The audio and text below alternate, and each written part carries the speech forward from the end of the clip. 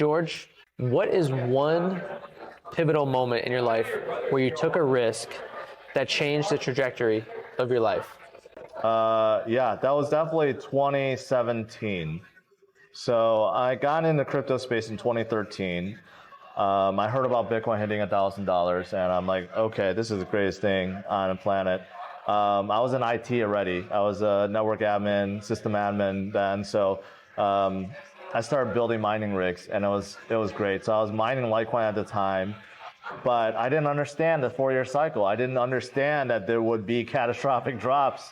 So in 2014, when everything went down, I'm like, oh man, what did I do? You know, I made a mistake. I sold everything I had. And then fast forward to 2017, I'm like, oh, Bitcoin's back up to $1,000. There's something to this. So then I really started learning, did a deep dive on blockchain and everything that Bitcoin represents. And I came back into space. And then that's when I started my channel in September of 2017, Cryptos Are Us. And, you know, things were good until the top again. Yeah. So 2017, December, Bitcoin's top was like, you know, mid-December, altcoins started crashing in January. And I had a hard choice because the channel was not making any money. So I either, and at that time, right prior, earlier in the year, I got laid off from my job. So I had to figure out, do I stick with this or just quit and go back and get a job? Ultimately, I decided, okay, no, I'm just going to stick with it. I'm going to stick with Bitcoin because I made one mistake before. I'm not going to make the same mistake again. And I stuck with my channel, and you know, I wrote it out. It wasn't easy. I actually had to start a second channel that focused on car reviews because I like cars. I do automotive reviews. Okay. And I doubled down on YouTube basically. And luckily that my car channel picked up first, then my crypto channel picked up in 2021, and here we are. So that was a major point in my life. Do I quit YouTube or do I get a job? And I stuck out with YouTube, and it worked out really well. That's huge. So where did that conviction come to double down on social media, especially at a time when social media was still like kind of not the big cool thing to do? Yeah, no, it wasn't. I think it was because I made so many financial mistakes before, including the story I just shared about selling Bitcoin in 2014. But I've lived through a couple, you know, crashes, dot-com bubble, the housing bubble, and you know, and the Bitcoin crash, I guess. So I'm like, no, you know what? I got to stick with this thing. I believe in crypto. I believe in Bitcoin. Social media is only going to get bigger. I'm just going to continue to talk about Bitcoin and crypto. I'm going to continue to educate myself and educate my viewers and just stick with it. And I guess it's just the accumulation of everything. So. Absolutely. And where, I mean, you're right with it's only going to continue to grow social media wise. With, you know, Web3 on the horizon, we got AI, artificial intelligence. Where do you see the social media space, and do you see crypto intertwining within the social media space with creators? Yeah, if you're talking about SocialFi, in terms of crypto projects, there's a few that have kind of gone into that space, but it's still very early. Social platforms, you know, not very often do you get a standout hit, right? Like the most recent one, of course, is TikTok, and it blew up. But I mean, it's in terms of creators in general, or you could call them influencers, it's a lot easier and harder to be an influencer these days. Because there are more platforms, you could get views faster. However, the competition is a lot more fierce. There's so many people. I mean, all the young generation, like kids, they all want to be influencers. They all want to be on social media. So it's easier and harder because there are some people that blow up really quickly, especially with short form video.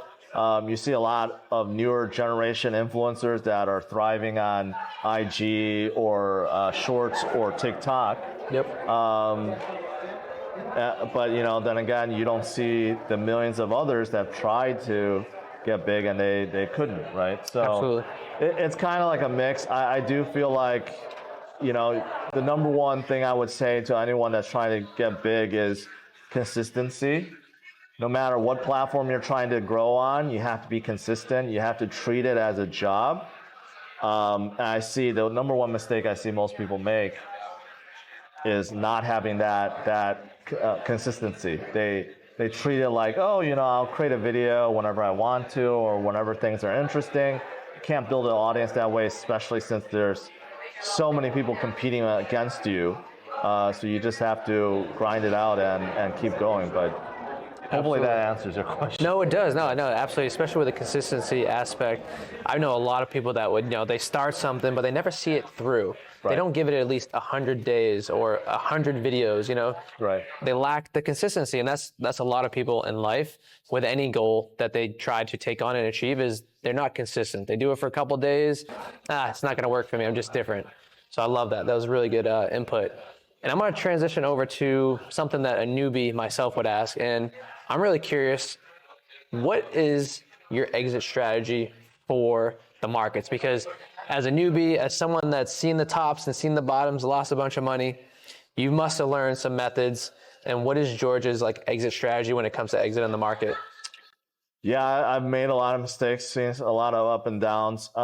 First and foremost, if you understand Bitcoin, you never truly sell all of it. Okay, so that's my model because it's really hard to time top or bottom. But the bigger picture is fiat currencies in general can't be trusted because you can't trust the governments, you can't trust banks really, or any financial institution. Eventually they all fail or they overinflate and you get robbed of your buying power. So that's why Bitcoin is so important. That's why I think it's important to hold on some Bitcoin forever.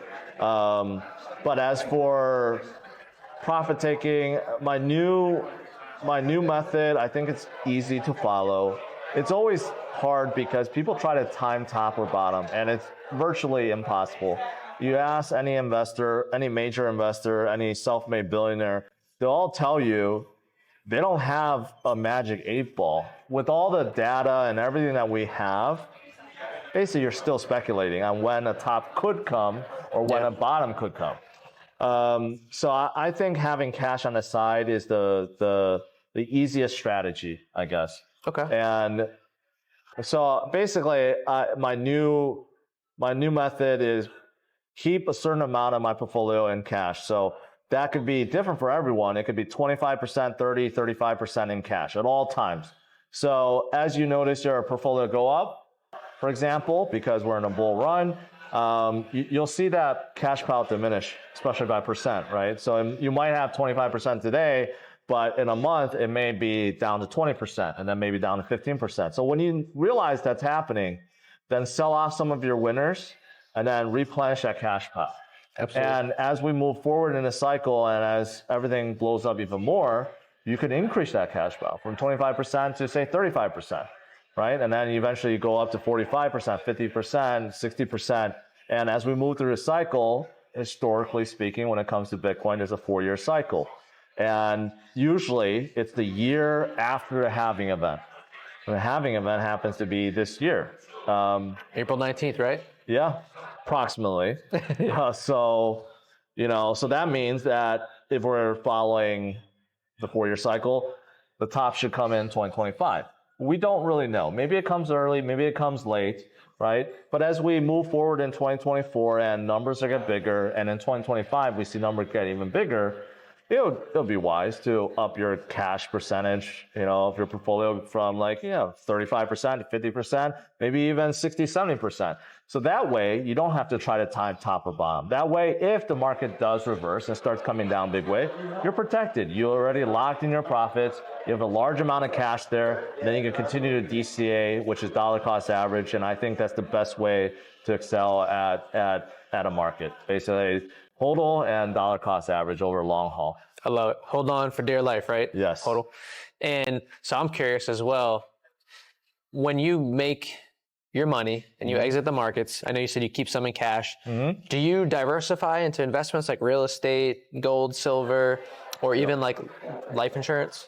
No, nothing. I'm all in. You're all in, baby. I'm all in on crypto. So besides like my personal residence and my cars, like literally everything that I own is in crypto because I just don't see anything as exciting, as innovative, and as really trustworthy as crypto. I mean, I know that gold and silver, precious metals has been around for thousands of years, but when it comes to inflation and they being hedges against inflation, that's just no longer the case. You look at something like gold has not appreciated in 10 years, which means has been a horrible hedge against inflation. Yeah.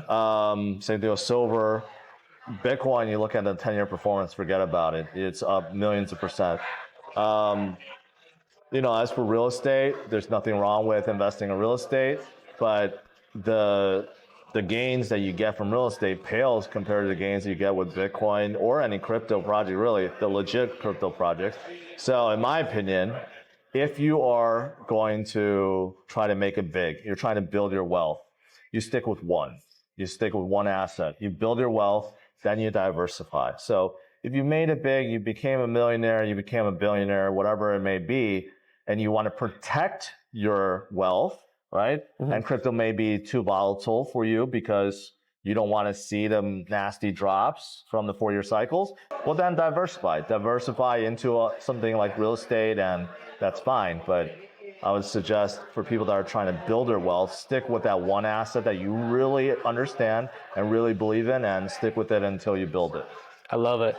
And yeah, I firmly believe, that it is the future, especially when you see Larry Fink, the BlackRock CEO, saying that it's a flight to safety. So it's like, it's clear as day that it is the future. It's just like, when will there be mass adoption, I do want to know though, if someone is a beginner, not financial advice, what would a top 5 portfolio look like right now if they could just put a little money here? Say I got $1,000. That's really tough. Nothing I said was financial advice, by the way. Not at all. But, I would just say this. Always start out with Bitcoin. That's the number one thing that people don't realize, that you can still make a lot of money with Bitcoin despite the fact that we're hovering right now at 68, 69,000. We're at all-time high. We did break through it briefly. But a lot of people look at Bitcoin, they're like, oh, it's just too big. I don't think it's going to go much higher, but that's just not true. And you could buy fractional Bitcoin, you could buy sats. I think everyone should start with Bitcoin. It's the least volatile of any crypto. It's the strongest and oldest asset that we have in crypto. And once you get involved, then it's going to kind of force you to learn more. Like, no one just buys Bitcoin and is like, okay, I'm done, right? They're going to start being curious. They go, first of all, look at the price and track the price all the time. But then they're going to start looking at the articles that affects Bitcoin. Like, why is it going up? Why is it going down, right? They're going to start researching, and only then, after they get a good grasp of what Bitcoin's about, then I would say people should look at something like Ethereum, which is the second biggest cryptocurrency. And Ethereum is quite different from Bitcoin because it's not really a store of value. It's meant to be a smart contracts platform, which, to break down, you just think about it like an operating system, like Windows or Mac OS. It's like an operating system for future applications. And when it comes to crypto applications, they're called dApps, decentralized apps. Mm-hmm.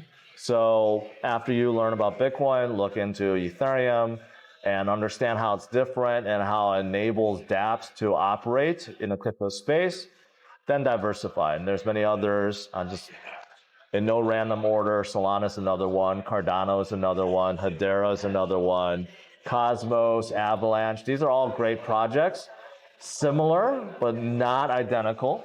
And these are starting points for, I guess, new people that want to learn. Yeah, I love Avalanche because it's basically the gaming layer, right? Yes.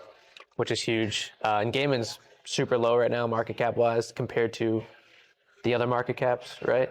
Well, Avalanche is what I consider a big cap. I mean, I think they're sitting at 12 or 15 billion. They're like in a top 10 or top 11, so they're up there. They're not small, but they are constrained games. But that's not their sole purpose. But right now, they are constrained games. Do you follow narratives too? Like, do you see what are the big 2 or 3 narratives for this bull run? I know in the past it was NFTs and metaverse. Yeah. And now, what do you think the top performing narratives are? I think DePIN, which is decentralized physical infrastructure, is going to be a big narrative, mostly because of AI. So AI, I think, could be one of the biggest narratives of this cycle. A lot of AI plays have gone up tremendously.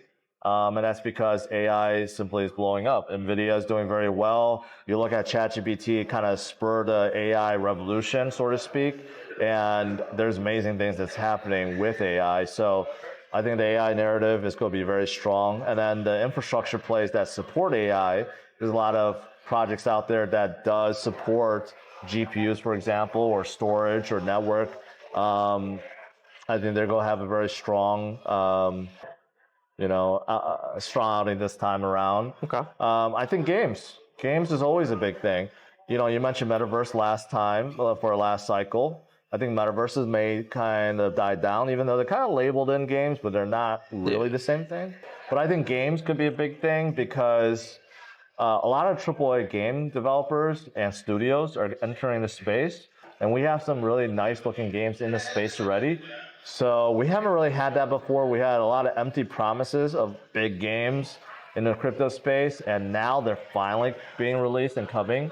So I think games could be a big narrative too. So, what's your favorite game that's coming up? I've seen was it Gunzilla looks good, Shrapnel looks good. Yeah, these are Avalanche games, right? Yes, yeah. Bias. Yeah, to be honest, I'm not a big gamer.